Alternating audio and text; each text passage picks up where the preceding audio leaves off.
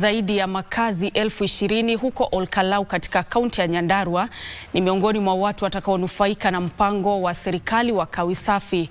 Mpango huu unalenga kuimarisha matumizi ya kawi safi na uhifadhi wa misitu humu nchini.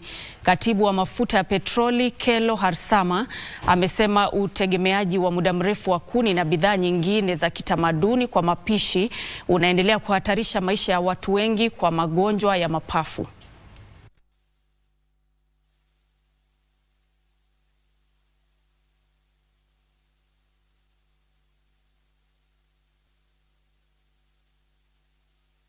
Forest yetu imekwisha, si ndio?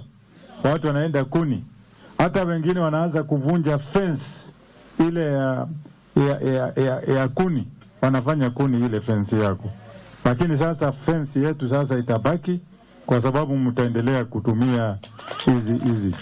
Kuna zingine 5 tunaongeza to make it 36 projects za stima kufanya hapa.